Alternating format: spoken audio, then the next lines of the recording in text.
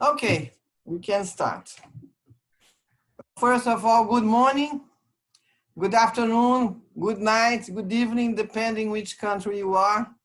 You are mostly welcome to this webinar, which is the Standing Forest Bioeconomy. It is one of the webinars of a series of webinars that we are promoting before Green Hill Online that's going to happen on October 8 and 9.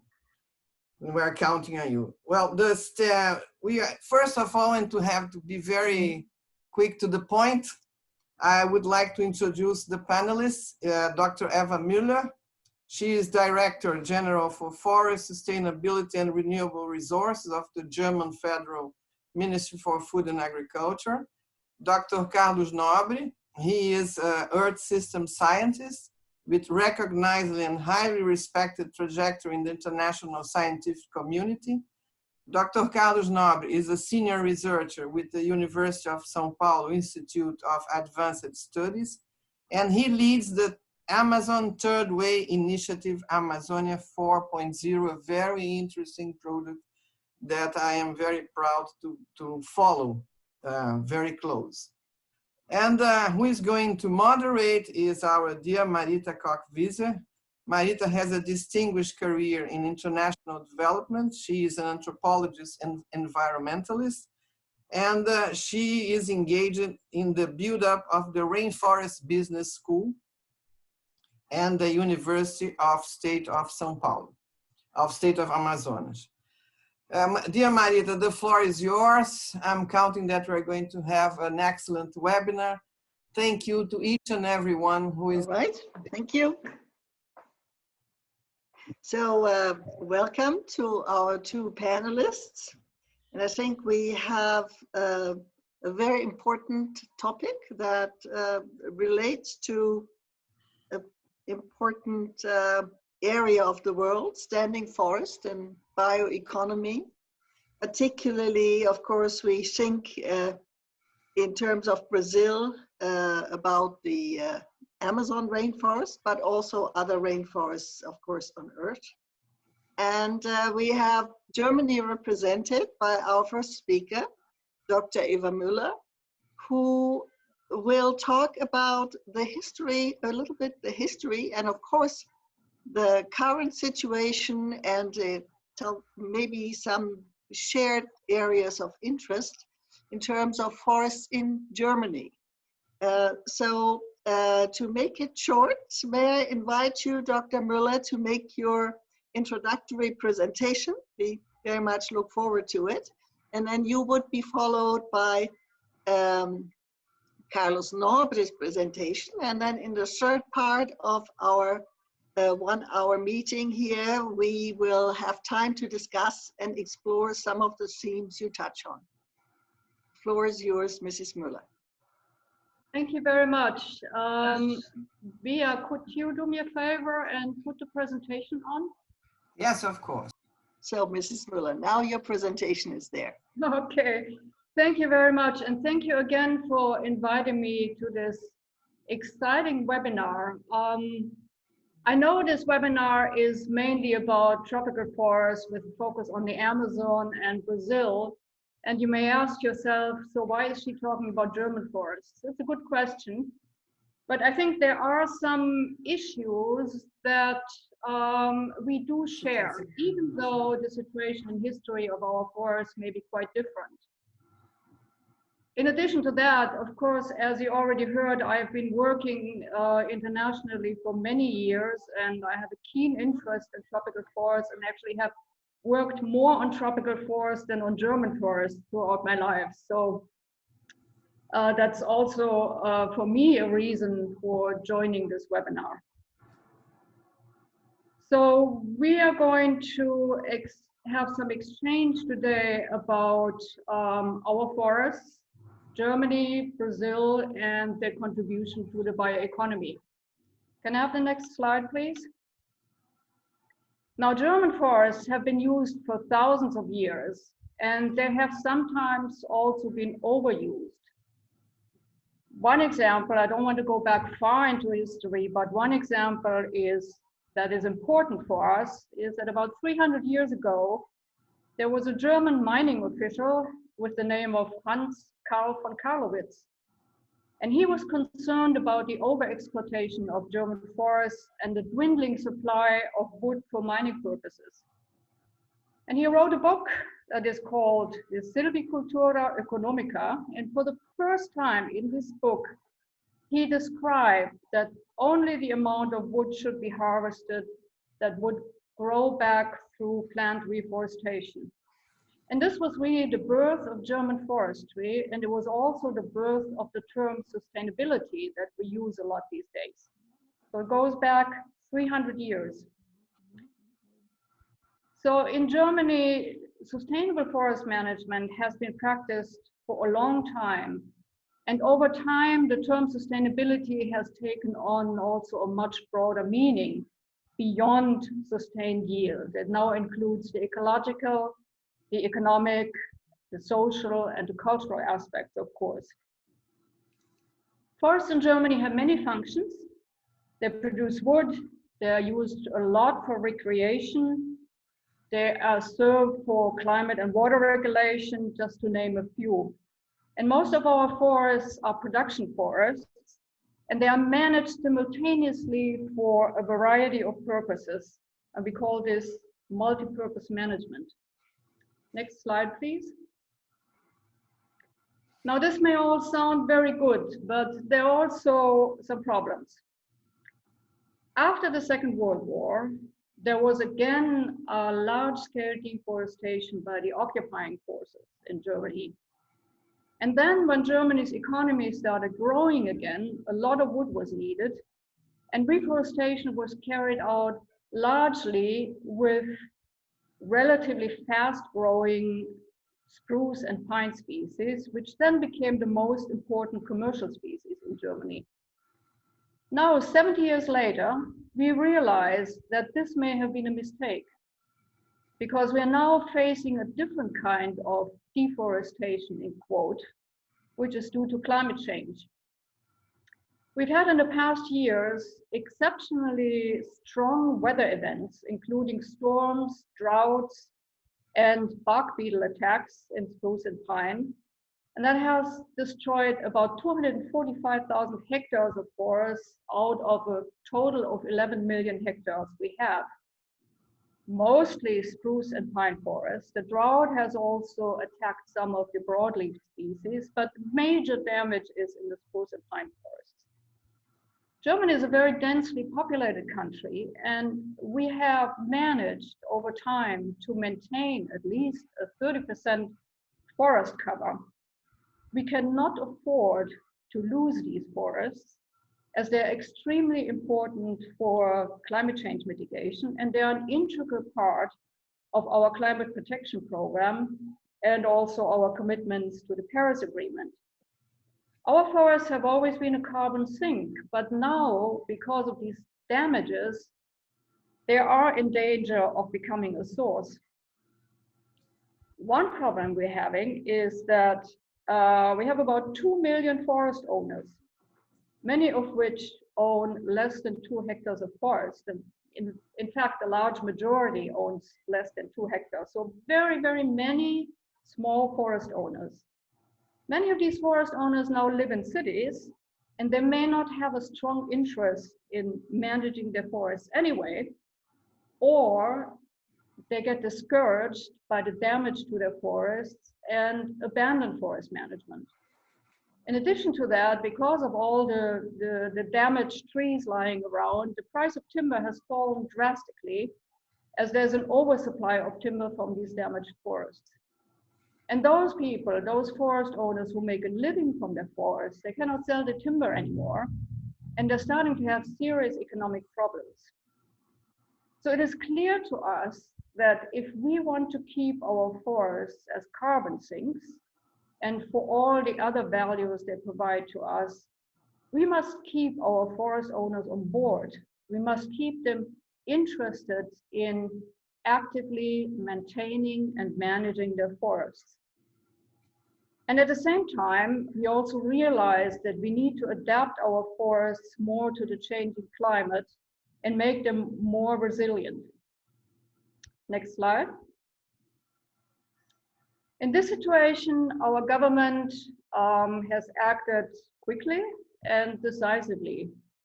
We in the ministry, together with the German states, have made available about 800 million euro to support private and communal forest owners over the next 4 years to reforest and restore their forests. The financial support program focuses on promoting more mixed forests and more broadleaf species that are more resilient to climate change than the spruce and pine monocultures. But we're also increasing our efforts to strengthen the role of wood in the German bioeconomy through the development of new and innovative products, for example, textiles made from wood fiber, and particularly through the promotion of building more with wood, supporting more wood construction, including larger multi-story buildings. With the so-called Charter for Wood 2.0, the ministry has created a multi-stakeholder process that aims to promote efficient resource utilization, create value through sustainable wood use, and strengthen the contribution of sustainable wood use to achieving climate change mitigation targets. And finally, we are looking for longer term solutions because we realize that climate change will continue. And what is happening now with the droughts and the storms and the damages to our forests is probably not going to end. So we will have to consider that in the future, our forest owners may not be able to generate income only from the sale of timber anymore. So it is time to start thinking about all the other services and values forests provide to us, the so-called ecosystem services. And we are currently working on the idea of developing a system where we can compensate forest owners in the future for these ecosystem services. Next slide, please. So I've given you a brief overview of the history and the situation of German forests and their management. As I said earlier, the situation in Brazil may be very, very different, but I can also see some similarities. Both of our countries have been and are experiencing significant forest loss, even though it's for completely different reasons, maybe. Both countries, I think, are starting to realize that the forest owners or those living in the forests need to be able to generate income from these forests if they are to maintain and sustainably manage them. So we have to be able to provide opportunities for income generation for people in the forest or for people who own the forests, to give them an incentive to maintain the forests as such and to also manage them sustainably. And both of our countries recognize the role of forests in developing the bioeconomy, and we both have developed national bioeconomy strategies. Next slide.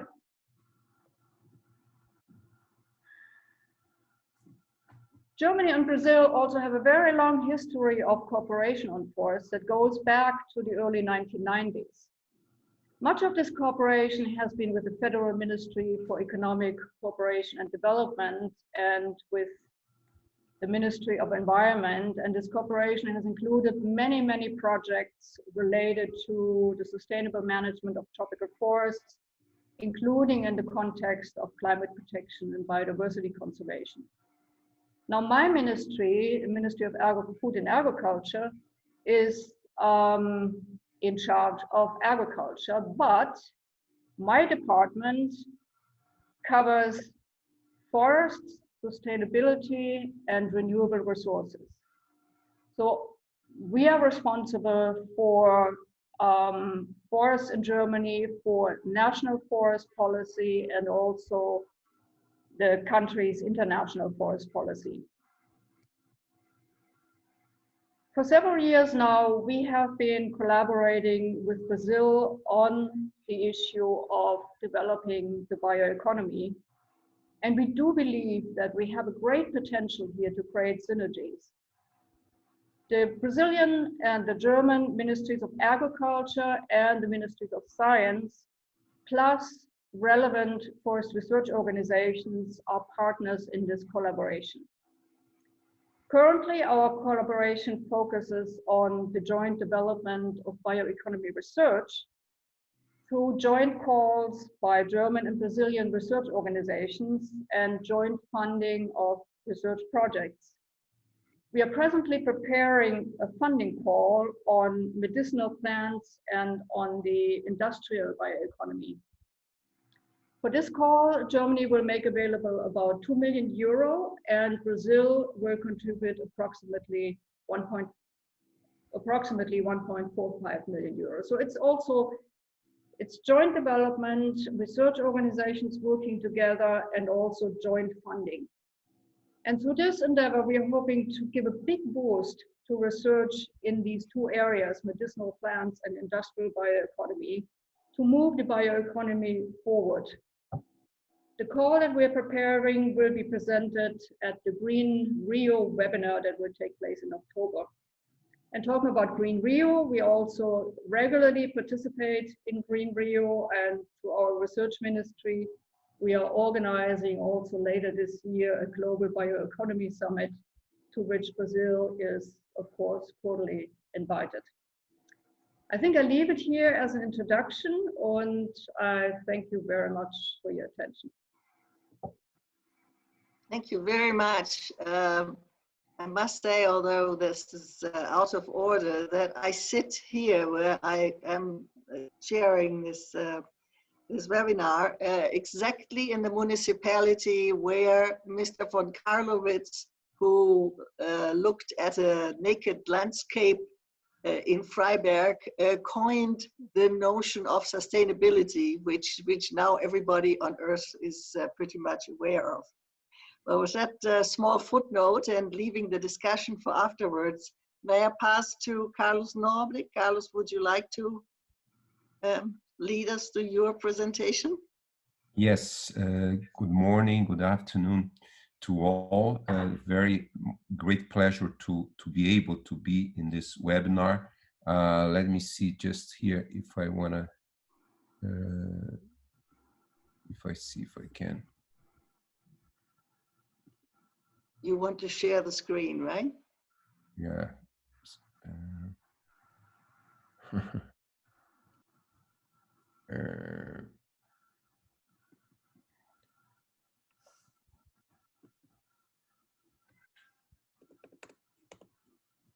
Sometimes it's difficult to make these things work.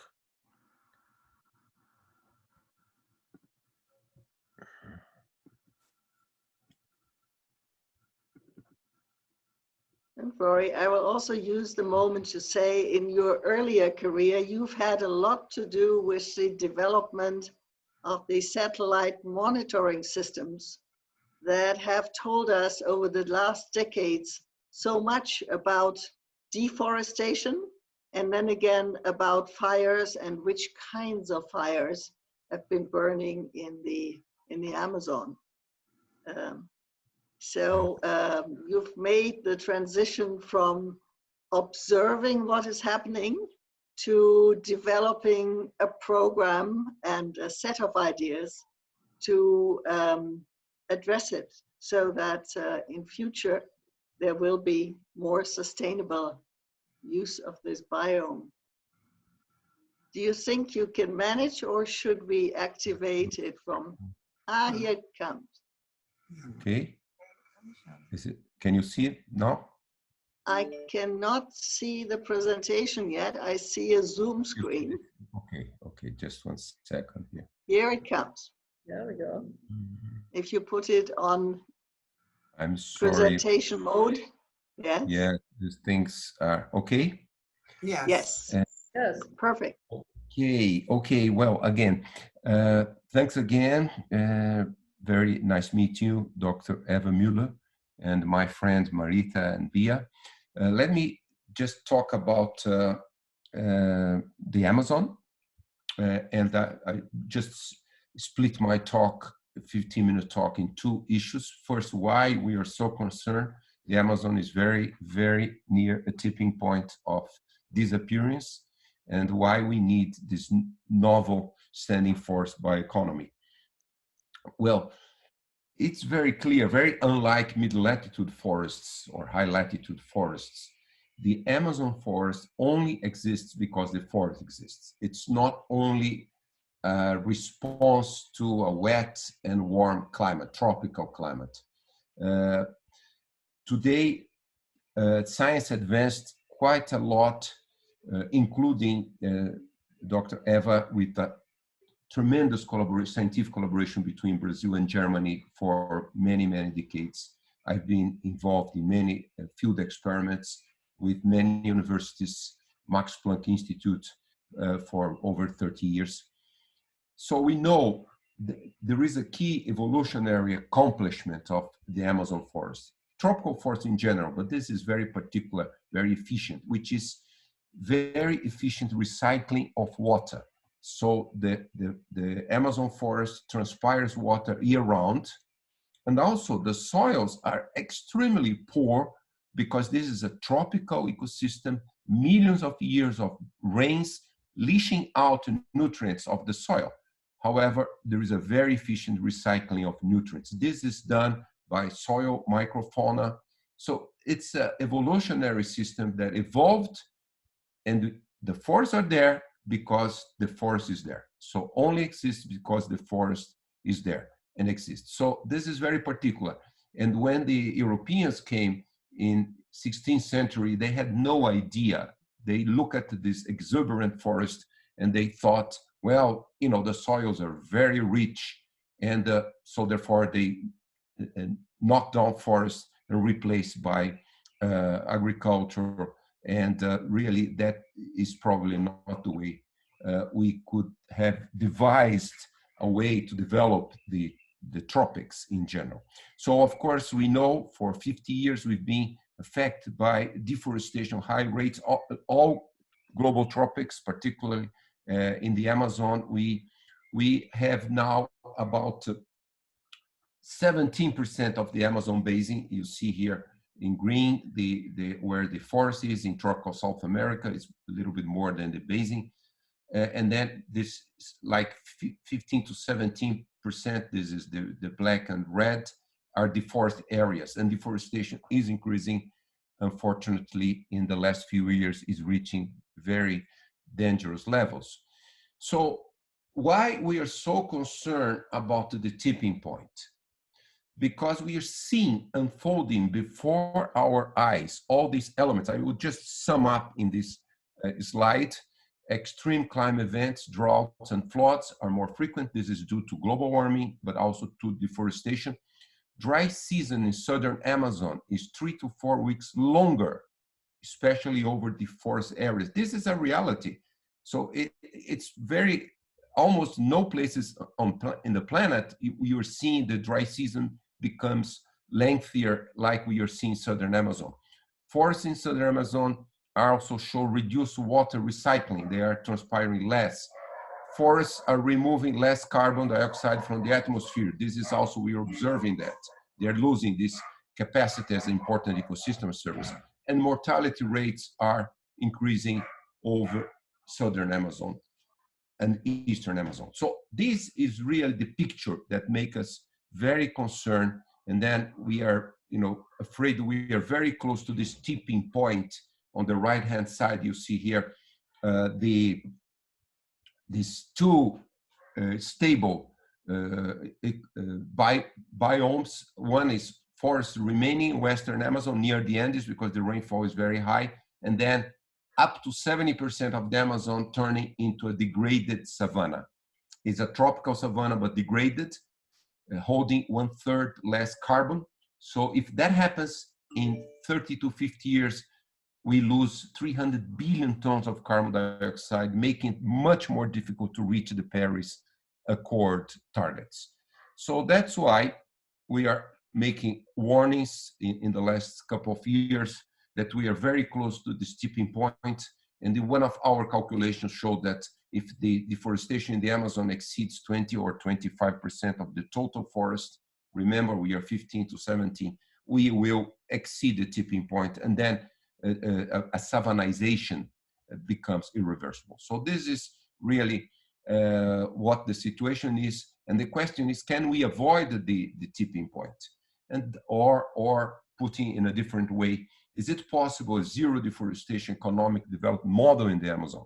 Zero deforestation, and actually with forest restoration. And so let's look at the two very opposite ways land use models in the Amazon. First way, in what we call first way in our project, it's this: the Amazon has the largest protected areas in the tropics. In all tropical forests, 47% of the Amazon is indigenous territories or conservation units. And these are being seen historically over the last 50 years as obstacles to economic quote unquote development. And unfortunately, this trend has gained momentum in the last few years in Brazil and other Amazonian countries like Bolivia and Peru. So this is the areas, protect 47%. You see it's all spread all over the Amazon. However, there is the second way, which is a resource-intensive development, production of commodities like meat and soy, and energy and oil, natural gas, mining. So this is the development mode that led to this high rates of deforestation and fires. So the question, is it necessary to get rid of the forest to do a real development? So those are the questions that we posed to us. Of course, one may say, well, let's try sustainable intensification of current agricultural models and also keeping the protection of those areas. However, we are seeing in the last decades, this is necessary, but it's not sufficient. So how to ensure protection of the forest and biodiversity and climate stability? What else? And then we thought about looking for solution spaces, these two interwoven ideas: forest restoration. Clearly, this is a project for all over the world. We could see in Dr. Eva's presentation how important is forest restoration in Germany. This is true. I mean, forest restoration is the natural climate change mitigation, the least expensive, and has a lot of other ecosystem services, but also a standing forest bioeconomy. And that's why we are proposing this new concept, what we call Amazonia 4.0. This is innovative standing forest, flowing rivers type of bioeconomy. I will go quickly through showing what our ideas are in developing these new concepts. I think most of you in Europe as well, of course, you know today what acai is. Acai is a traditional palm tree that indigenous populations have been using as food, a very important food for thousands of years. And in fact, they developed the so-called gardens, indigenous gardens, in which they had more acai trees all over the Amazon. So this acai palm tree is the most common individual in the Amazon forest. And that's why because they use that. So acai was, until 20 years ago, 1 out of 1,000 forest products used by local communities. But then all of a sudden, it reached global markets, and it's a very important also product coming from the Amazon. It gets back $1 billion a year to the Amazon economy. And also, of course, cacao, which has been, cacao is from the Amazon. The Europeans found cacao in Mexico and brought to Europe and developed chocolate. But in fact, that cacao in Mexico came from the Amazon and was taken by indigenous groups to Mexico. So we make a comparison: acai, soy, cacao, cattle. And in fact, I will just show one result, only one result. Well, we can see here the acai, you know, before 1985 was very small areas there producing acai. Today is most of the Brazilian Amazon producing close to 300,000 tons of acai pulp, which are exported from the Amazon to the world and also to other parts of Brazil. It benefits 300,000 people in the Amazon. Just let me show you this statistics that comes from the Brazilian Statistics Bureau, IBGE. This is real data. Very few people know this data, and it's interesting that people should know. I'm putting here the data from the census 2017, agricultural census all over Brazil, but I'm putting here only the six Amazonian states. Meat and soy uses 240,000 square kilometers, something like 40% of the size of Germany, and they generated 3.8 billion euros, 150 euros per hectare. Acai berry, cacao. You got the sorry, Carlo.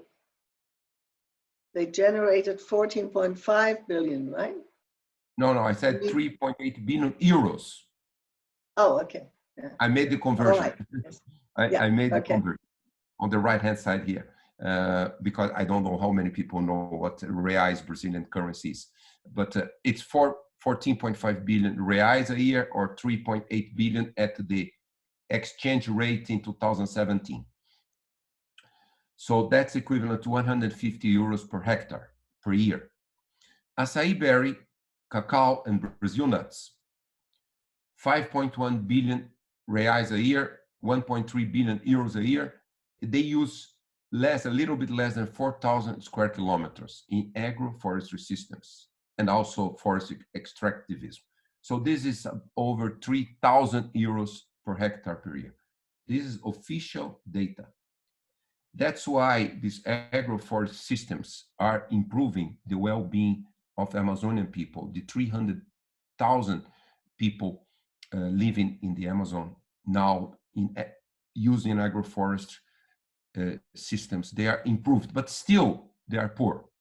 They make something between 3,000 and 5,000 euros a year. Still they are poor. So that's why we are asking the question, what's the potential of a biodiversity-driven new bioeconomy, standing forests, flowing rivers, to produce a viable, feasible value chain for all these industries: food, beverage, nutraceuticals, cosmetics, pharmaceuticals, genetic resources, etc., etc., etc. And this is Dr. Eva, is a very fundamental difference between mid-latitude and high-latitude forests and the tropical forests. In 1 hectare of a tropical forest, you may have several thousand of different species. So this is unique biological evolutionary systems in the tropics. So, I mean, is it true that you remove thousands of species and replace with grass for cattle, and there is no other way? So that's why science has really to rescue back traditional knowledge, because the indigenous populations lived there. So how difficult is to add value to this biodiversity richness in a decentralized mode? There is over 4,000 different communities, villages, cities, indigenous groups living in the Amazon, Brazilian Amazon. So we have to think of a decentralized mode. And Amazonia 4.0 is really using modern science and combining with traditional knowledge to look at the modern systems of the fourth industrial revolution to harness these tremendous biological and biomimetic assets. It's like applying 21st century, the knowledge paradigm, bring that knowledge paradigm to the heart of the Amazon. So basically the pillars are, we want to develop this new sustainable bioeconomy, which is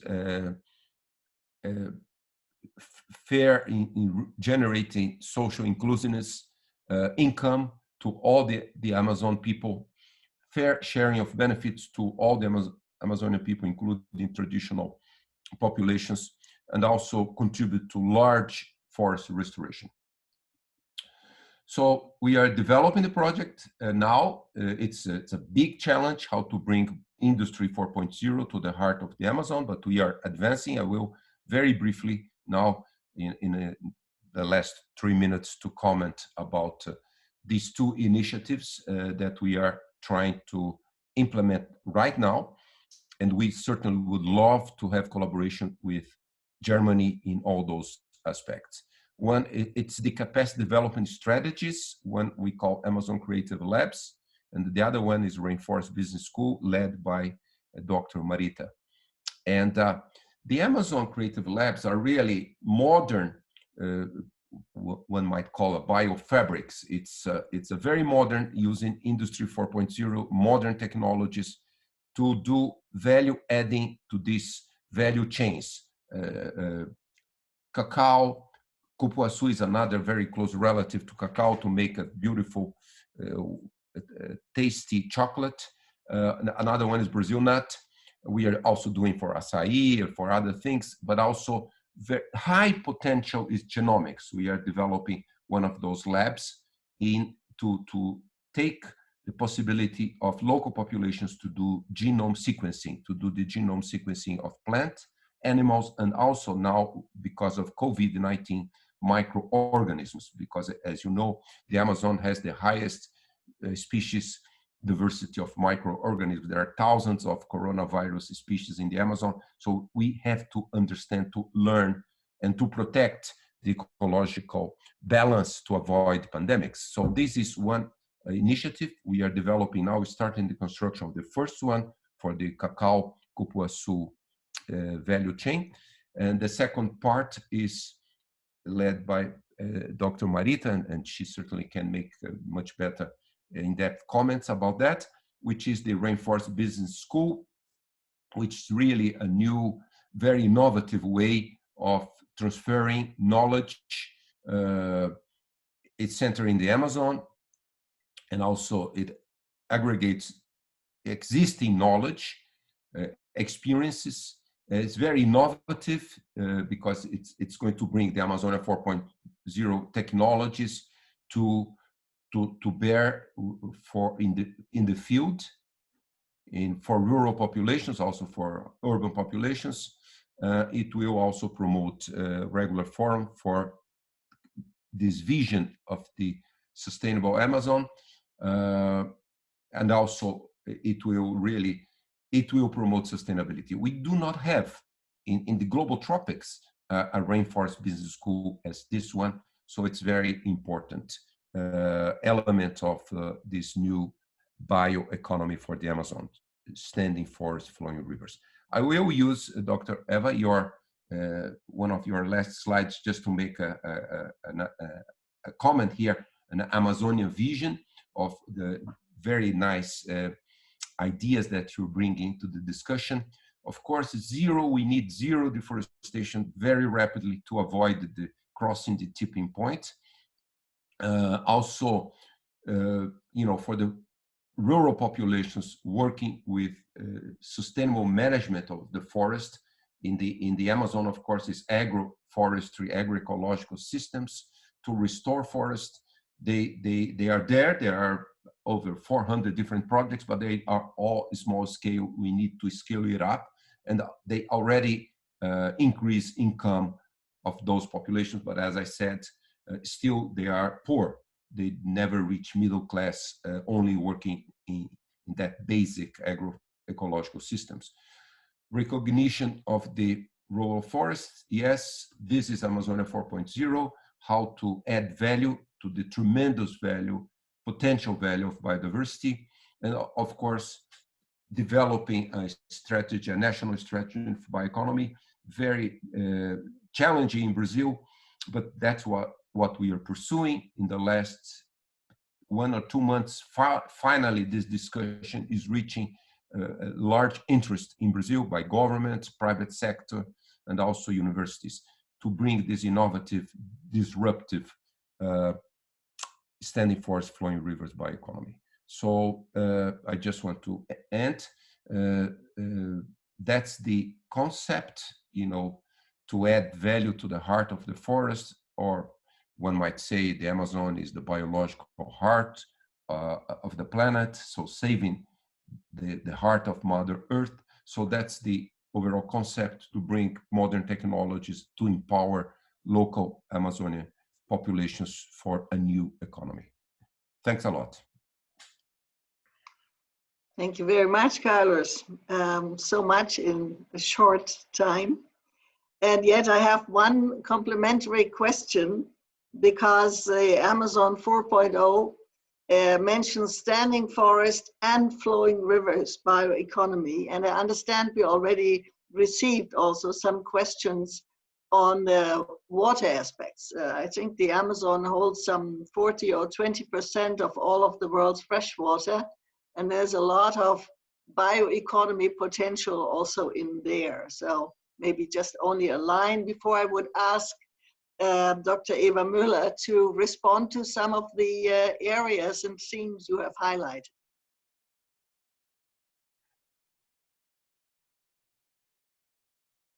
Did you hear me? Are you asking me or Dr. Eva Müller? No, I was asking you about the water aspect, because Okay. in your presentation you mentioned standing forests and flowing rivers, but you might want to add a sentence on the importance of the waters in the Amazon region. Absolutely, yeah. Fortunately, we are at the era in which it's totally doable to have renewable energy, feeding the world with sufficient energy, distribute energy, inexpensive energy. Germany is certainly one of the top examples of successful migration towards renewable energy. So Brazil's energy needs can be fully met by renewable energy, solar, wind, and a few others. So we do not need these huge hydropower dams, which bring a lot of problems. They completely change the ecology of aquatic systems. They disturb the lives of hundreds of thousands of local populations.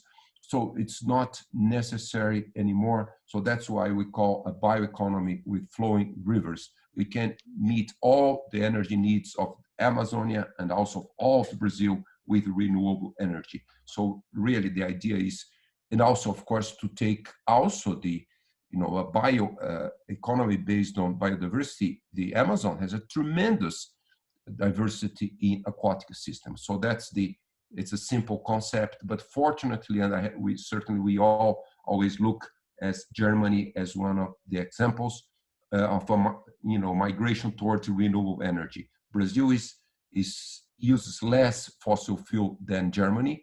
However, Germany is moving much faster towards renewable energy in Brazil. Thank you.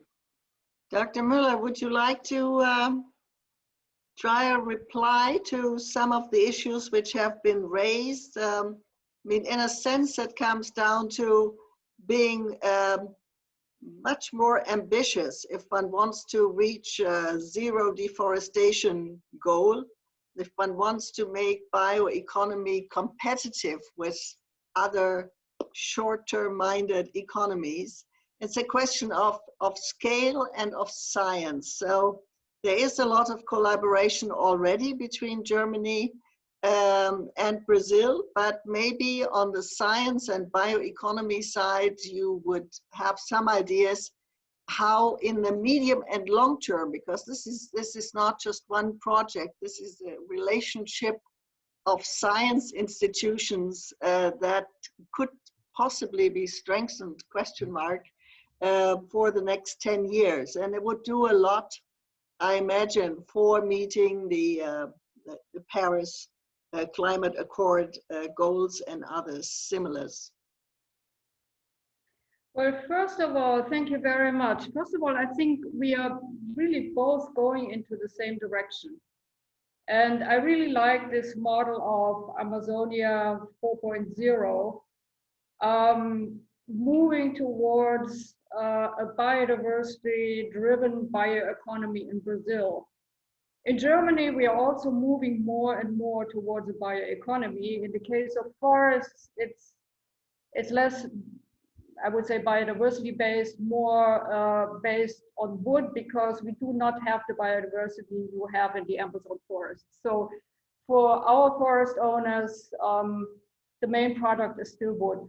There are some other products they use, but they don't have as much potential as, you know, the incredibly rich biodiversity you have in the Amazon.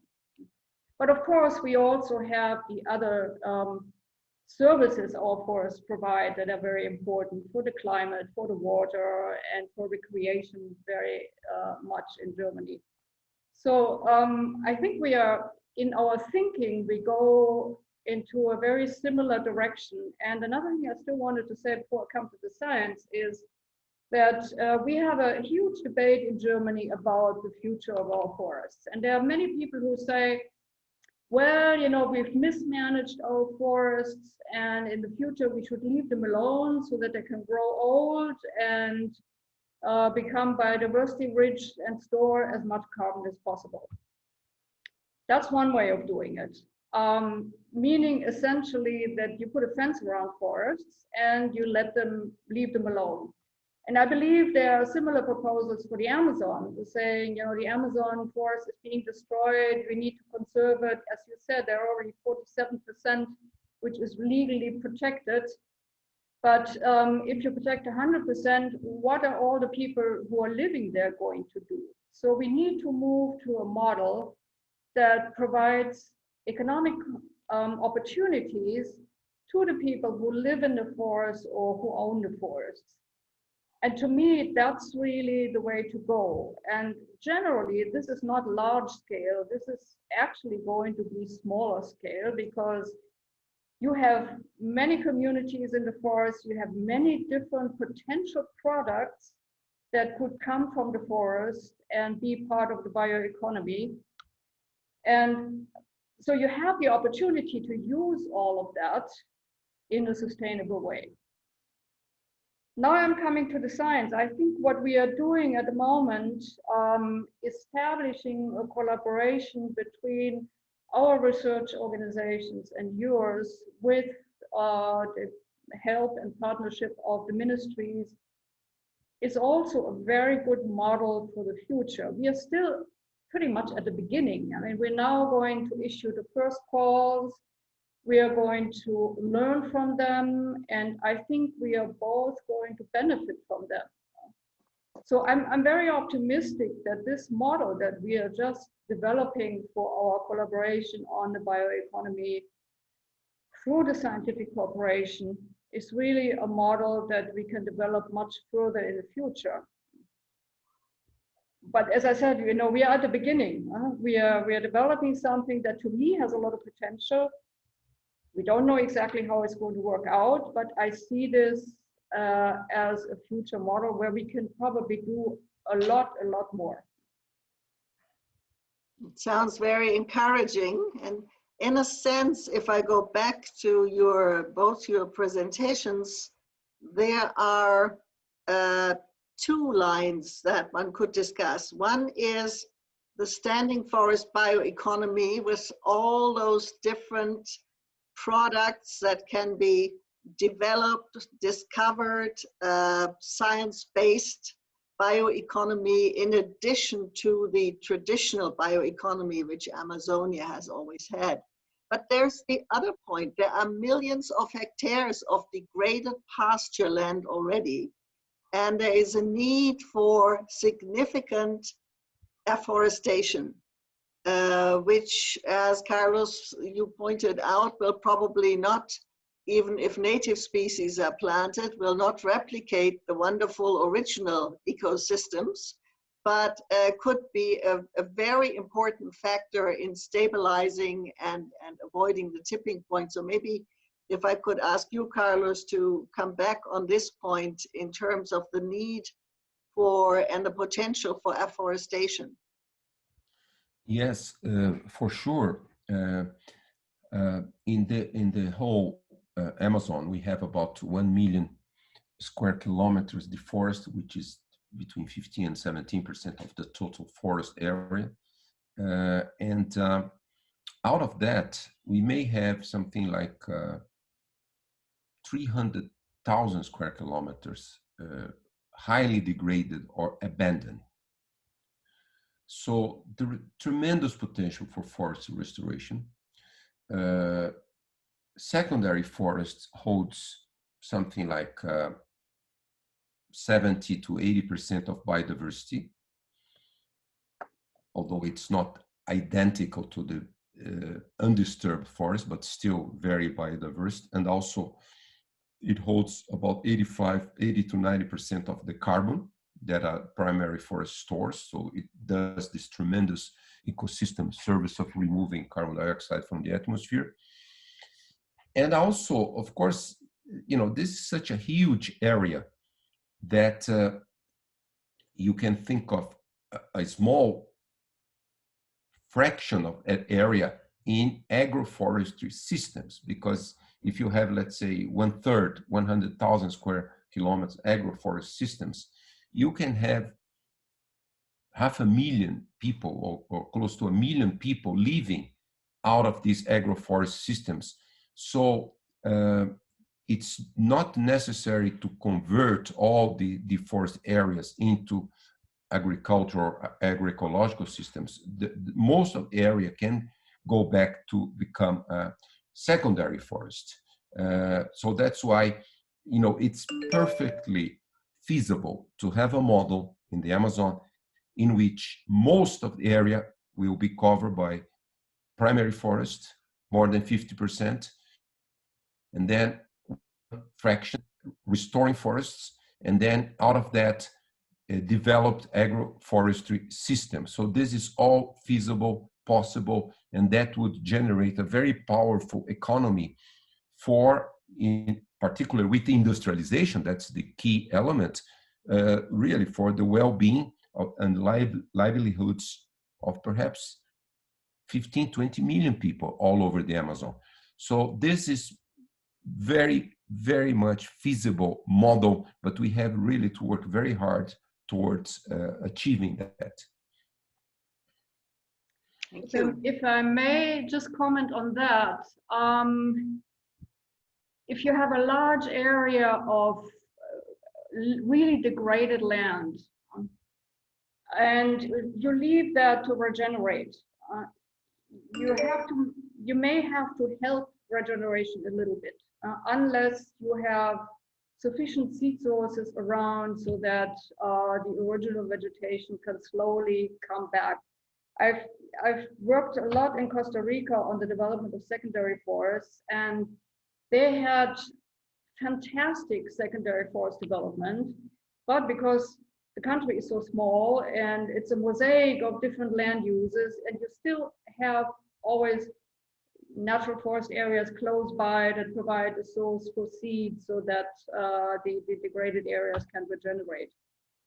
That's one thing. If you want to do agroforestry, also, I mean, if you have a degraded area in the beginning, you need to somehow restore soil fertility, meaning that you will not be able to generate good harvests from day one on.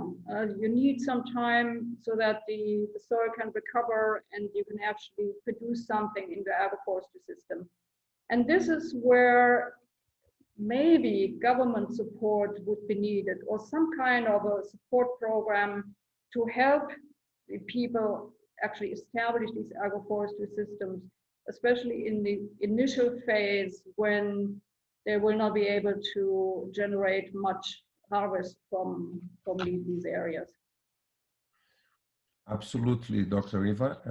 There is a number of good experiments going on in the Amazon, although it's about 400, but although this is compared to the whole area of the Amazon, still small. But exactly what you said, in highly degraded, formerly pasture land needs specialized systems to create an agroforestry system. There is, fertilization of the soils and all those things. And so there are some good examples in Brazil, even programs supported by the Brazil's agricultural research enterprise, Embrapa, and they have very many experiments on how to do this forest restoration. Yes, you're right. When the degraded area is very near exuberant forest, sometimes there is a natural regeneration. But I would say more than 50% of this forest restoration will require further support. There has to be using technologies, and also it will cost. Estimates say it may be something like between 500 and 1,000 euros per hectare for supporting this forest restoration in the Amazon. May I, because in the shortness of the remaining time, mention two more areas which maybe you could shortly come back on. One is building up the Rainforest Business School.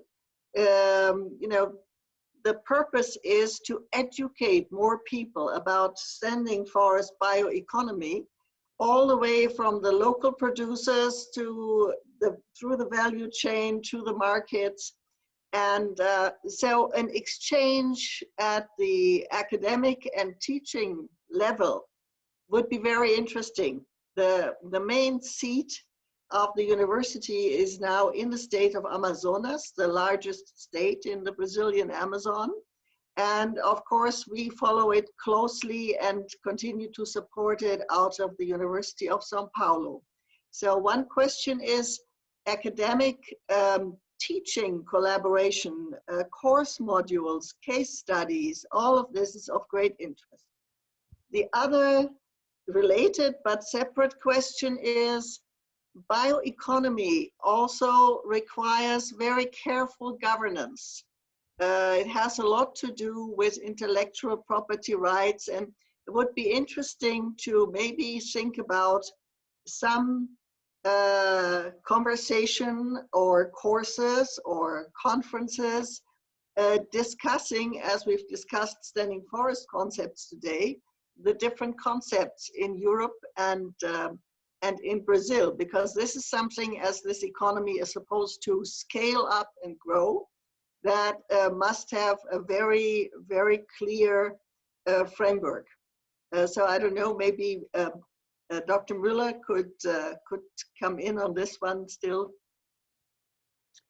Yeah, relating to the first question regarding exchange at the academic and teaching level, in principle, yes. I'm just wondering what German professors could contribute in a practical way, because I believe the Rainforest Business School is really more practice oriented and not, let's say, so much research and academic oriented. Maybe I'm wrong, because it's supposed it needs to bring the two together. It needs to sort of bring the science to people who may not be scientists, but unless they become more cognizant of it, one would see trouble. Yeah. I mean, German academia and German universities, and my question would be, what would we be able to contribute specifically in this area? Yeah, no, I think we could certainly make an outline of very specific themes on which guest professorships or exchanges would be extremely useful. Just building on the specific experience areas that some German universities and research institutes have. So thank you for that. Yeah. On governance, would you have any advice? Maybe just one more sentence on the academic exchange. My ministry does such exchanges. We do promote exchanges between scientists, between Germany and other countries. We have for example, with China, we have an exchange on a scientific basis. So that's something that would be feasible within the context of what we do. Mm-hmm. On the governance, I'm not so familiar with the issue of intellectual property rights in Europe versus in Brazil. Speaking generally, exchanges are always good because I think we can always learn from each other. And I would imagine that in Europe, we have pretty well developed and defined systems. They may not be exactly applicable or transferable to the Brazilian situation, but an exchange would probably be beneficial in terms of learning from each other.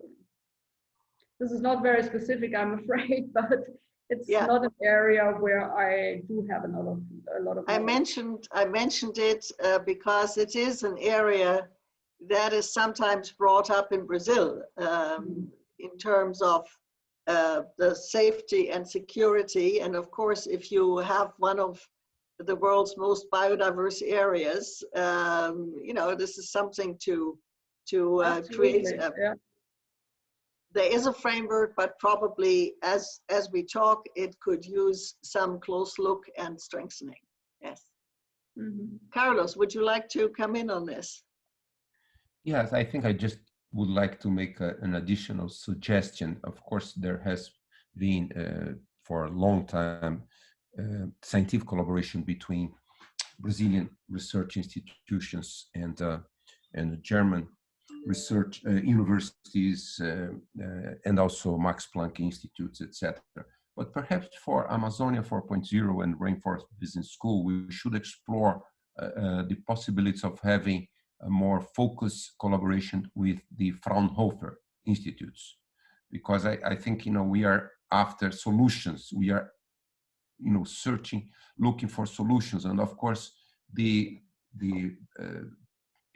Fraunhofer paradigm is one of the top in the world, where you bring together interests of the private, the business sector, R&D, advanced R&D, with governments, with also in Germany, the local state governments. But anyway, I think, you know, I would certainly like at least to leave it as a suggestion for us to seek collaboration with the Fraunhofer, because I think the Fraunhofer has historically developed exactly what we need in Amazonia 4.0. You have this challenge, you need a new technology, a new system. It's based also in basic science sometimes, but mostly applied science. So I just want to leave this as an opportunity, perhaps for us to seek collaboration with the Fraunhofer Institute in some of these big challenges in the Amazon. Bia, you are the host. So I look at my watch and it says that maybe we have to come to closing statements from each of our presenters. So maybe first over to you, Dr. Müller. Well, I would say this was a very, very interesting exchange we had. Again, you know, there are big differences between our countries, starting with the size, and also big differences between our forests. But I also see quite a few similarities, and I have the feeling that we are really moving into a very similar direction. And that we can, through our existing collaboration and maybe in the future expanding in certain areas, also not only learn from each other, but help each other move forward in this.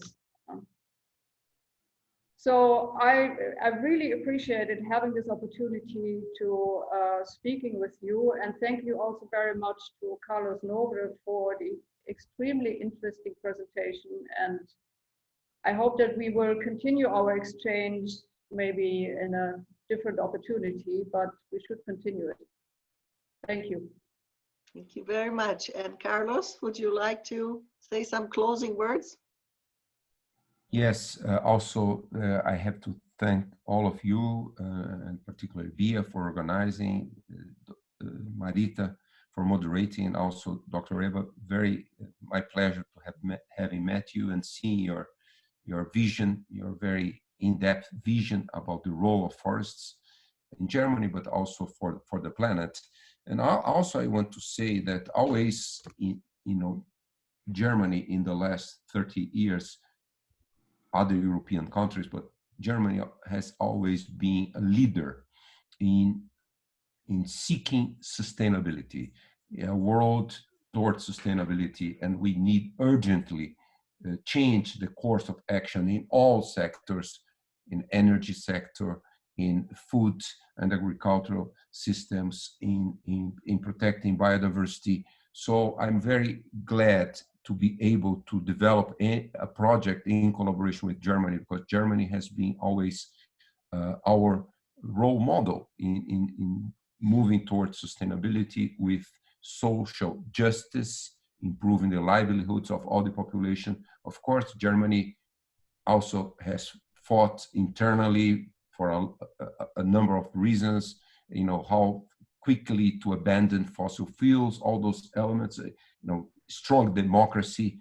But we really, in Brazil at least, we would like to see ways in which we could collaborate with Germany, many institutions in Germany, seeking sustainability. For us, Brazilians, people from the Amazonian countries, we have to find a sustainable pathway for the Amazon.